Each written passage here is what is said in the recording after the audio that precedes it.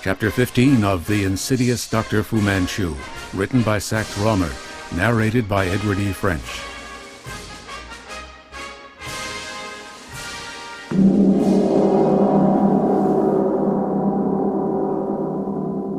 The train was late, and as our cab turned out of Waterloo Station and began to ascend to the bridge, from 100 steeples rang out the gongs of midnight. The bell of St. Paul's raised above them all to vie with the deep voice of Big Ben. I looked out from the cab window across the river to where, towering above the embankment, that place of 1,000 tragedies, the light of some of London's greatest caravanserais formed a sort of minor constellation. From the subdued blaze that showed the public supper rooms, I looked up to the hundreds of starry points marking the private apartments of those giant inns. I thought how each twinkling window denoted the presence of some bird of passage, some wanderer temporarily abiding in our midst. There, floor piled upon floor above the chattering throngs, were these less gregarious units, each something of a mystery to his fellow guests, each in his separate cell, and each as remote from real human companionship as if that cell were fashioned not in the bricks of London, but in the rocks of Hindustan. In one of those rooms Graham Guthrie might at that moment be sleeping, all unaware that he would awake to the call of Shiva, to the summons of death. As we neared the Strand, Smith stopped the cab, discharging the man outside Sotheby's auction rooms. "One of the doctor's watchdogs may be in the foyer," he said thoughtfully, "and it might spoil everything if we were seen to go to Guthrie's rooms. There must be a back entrance to the kitchens and so on." "There is," I replied quickly. "I've seen the vans delivering there, but have we time?" "Yes, lead on." We walked up the Strand and hurried westward, into that narrow court, with its iron posts and descending steps, upon which opens a well-known wine-cellar. We turned. Then, going parallel with the Strand, but on the embankment level, we ran round the back of the great hotel, and came to double doors, which were open. An arc lamp illuminated the interior, and a number of men were at work among the casks, crates, and packages stacked about the place. We entered. "Hello!" cried a man in a white overall. "Where do you think you're going?" Smith grasped him by the arm. "I want to get to the public part of the hotel without being seen from the entrance hall," he said. "Will you please lead the way?" "Here," began the other, staring. "Don't waste time," snapped my friend, in that tone of authority which he knew so well how to assume. "It's a matter of life and death. Lead the way, I say." "Police, sir?" asked the man civilly. "Yes," said Smith. "Hurry!" Off went our guide without further demur. Skirting sculleries, kitchens, laundries, and engine-rooms, he led us through those mysterious labyrinths which have no existence for the guest above, but which contain the machinery that renders these modern khans the Aladdin's palaces they are. On the second-floor landing we met a man in a tweed suit to whom our cicerone presented us. "Glad I met you, sir.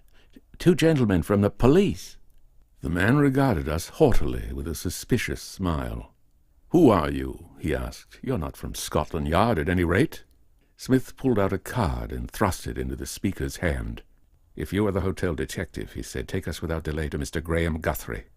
A marked change took place in the other's demeanour on glancing at the card in his hand. "Excuse me, sir," he said deferentially, "but of course I didn't know who I was speaking to. We all have instructions to give you every assistance. Is Mr. Guthrie in his room?" He's been in his room for some time, sir. You will want to get there without being seen? This way. We can join the lift on the 3rd floor." Off we went again, with our new guide, in the lift. "Have you noticed anything suspicious about the place tonight?" asked Smith. "I have," was the startling reply.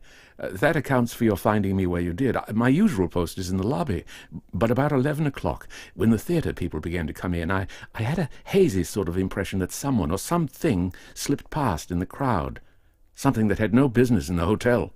"I don't quite follow you," said Smith. "If you thought you saw something entering, you must have formed a more or less definite impression regarding it." "That's the funny part of the business," answered the man doggedly. "I didn't, but as I stood at the top of the stairs, I could have sworn there was something crawling up behind a party, 2 ladies and 2 gentlemen. A dog, for instance."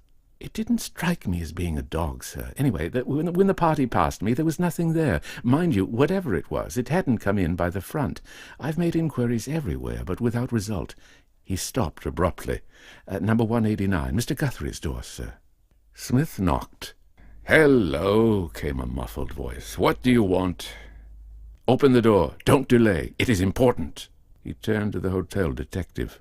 "Stay right there where you can watch the stairs and the lift," he instructed, "and note everyone and everything that passes this door. But whatever you see or hear, do nothing without my orders." The man moved off, and the door was opened. Smith whispered in my ear, "Some creature of Dr. Fu Manchu is in the hotel."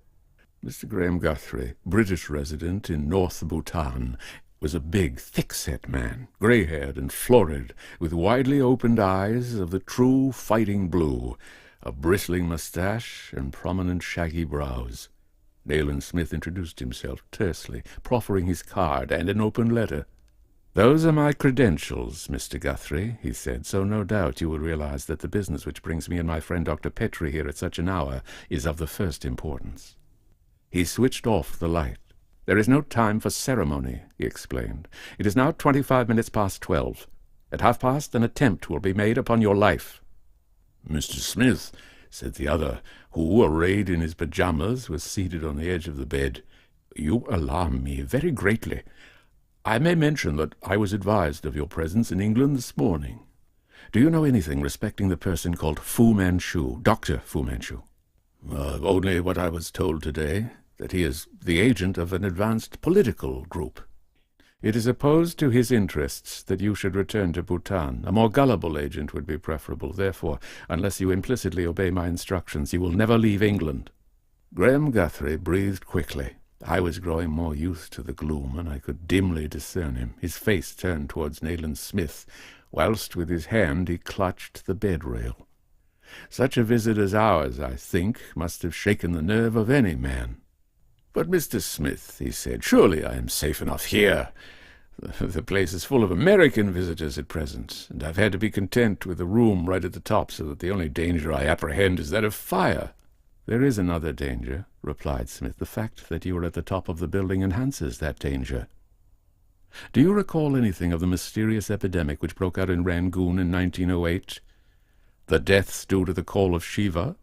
I read of it in the Indian papers," said Guthrie uneasily. "Suicides, were there not?" "No," snapped Smith. "Murders." "From what I recall of the cases," said Guthrie, "that seems impossible. In several instances the victims threw themselves from the windows of locked rooms, and the windows were quite inaccessible."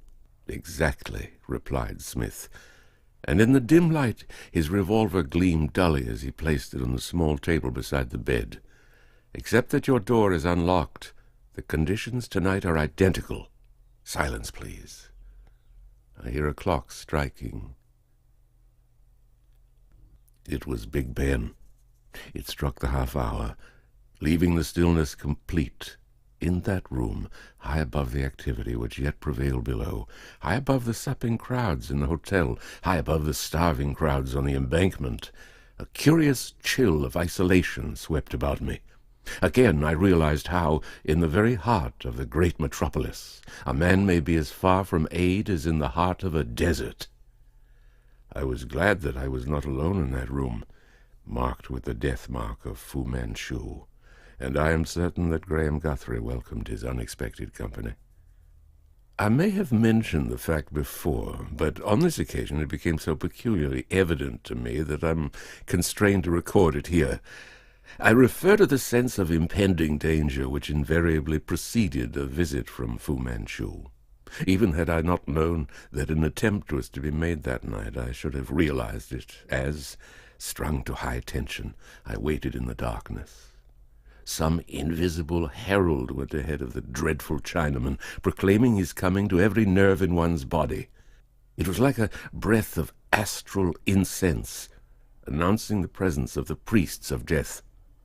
A wail, low but singularly penetrating, falling in minor cadences to a new silence, came from somewhere close at hand. "My God!" hissed Guthrie. "What was that?" "The call of Shiva," whispered Smith. "Don't stir for your life." Guthrie was breathing hard.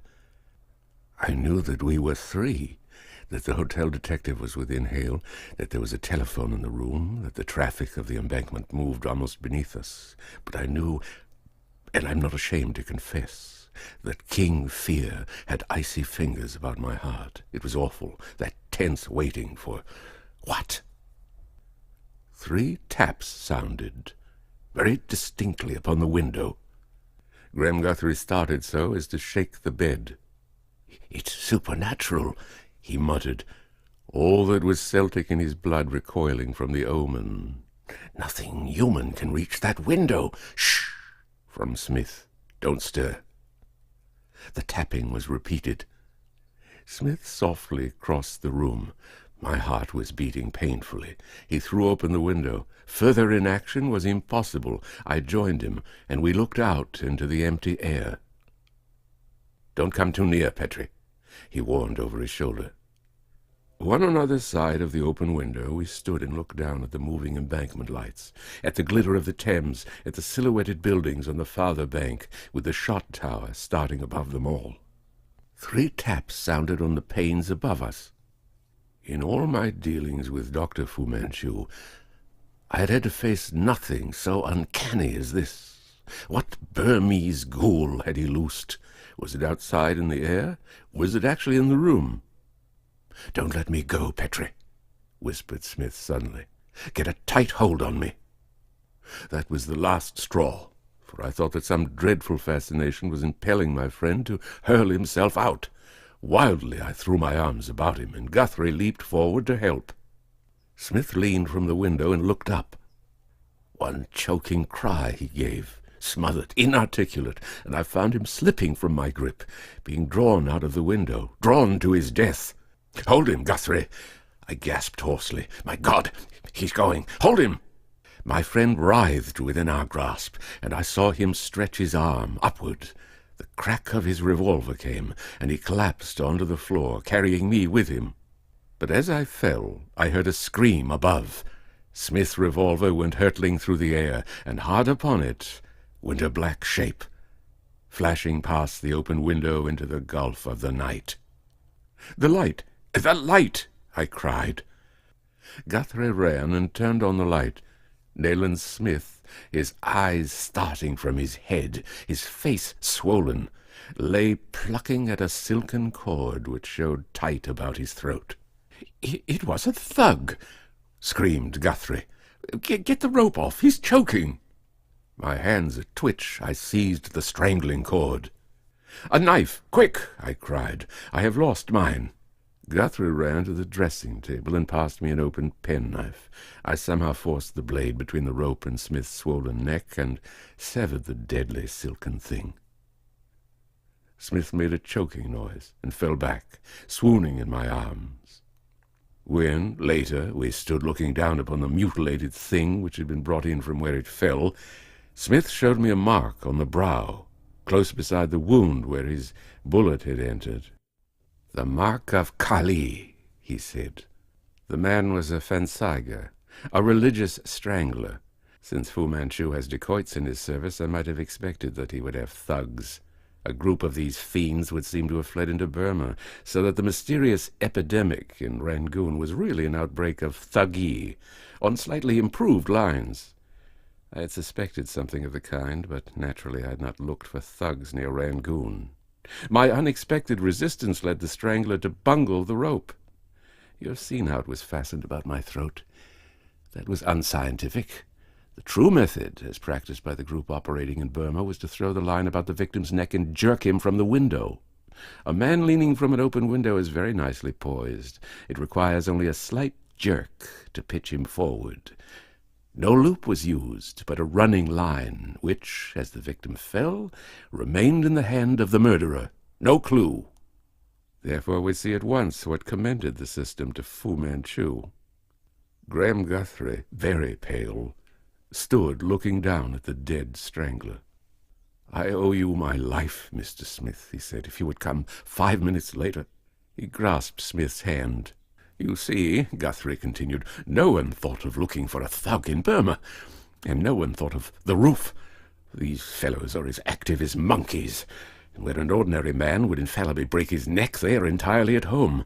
I might have chosen my room especially for the business."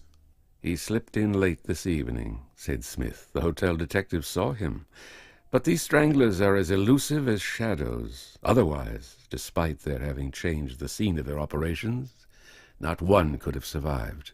"Didn't you mention a case of this kind on the Irrawaddy?" I asked. "Yes," was the reply, "and I know what you are thinking. The steamers of the Irrawaddy flotilla have a corrugated iron roof over the top deck. The thug must have been lying up there as the colossi passed on the deck below." "But, Smith, what is the motive of the call?" I continued. "Partly religious," he explained, "and partly to wake the victims.